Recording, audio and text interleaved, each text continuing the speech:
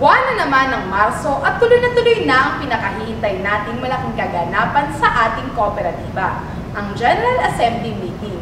Paano nga ba natin ito gaganapin at ano-ano ang paraan ng pagboto sa ating taunang pangkalahatang pagpupulong sa ilalim ng tinatawag nating New Normal? Mas pinadali na natin ang pagpaparehistro dahil ito ay isasagawa na online.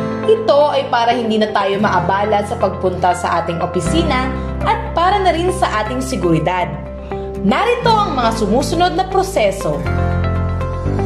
I-type sa search bar ang mix.novadesi.com. Ilagay ang iyong passbook number o kaya naman ay ang iyong member ID. Pagkatapos ay i-click ang verify. Makikita dito kung ano ang status mo bilang isang kasapi. Kung ikaw ba ay kabilang sa member in good standing o hindi. Kung ikaw ay kabilang sa MIGS, ikaw ay maaaring makaboto. Ngunit kung ikaw ay non-MIGS, ikaw ay hindi mapapayagang mamili ng nais mong maihalal. Paalala, kung nais mong magpa-verify ng iyong account, ay maaari kang makipag-ugnayan sa iyong account officer o tumawag sa mga numerong nasa screen.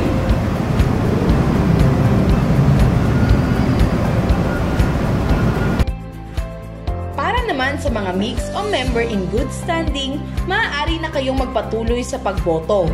Pindutin lamang ang click here to vote. Upang makaboto ay mag-sign in sa pamamagitan ng pag-type ng inyong membership ID or passbook number at birthday. Makikita rito ang bilang ng maaaring iboto sa bawat posisyon.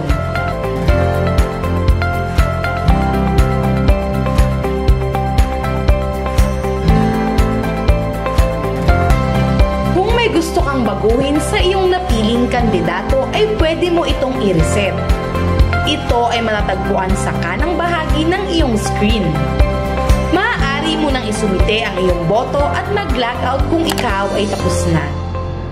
Paalala, narito ang bilang ng iyong maaaring iboto sa darating na halalan sa March 16, 2024. 3 mula sa Board of Directors, 1 sa Audit Committee, at 1 sa Election Committee upang masigurado na hindi sayang ang inyong boto. O diba madali lang? Kaya't sama-sama nating gampanan ang ating tungkulin bilang mga kasapi at sabay-sabay tayong magkaisa para sa mas ikauunlad pa ng ating samahan.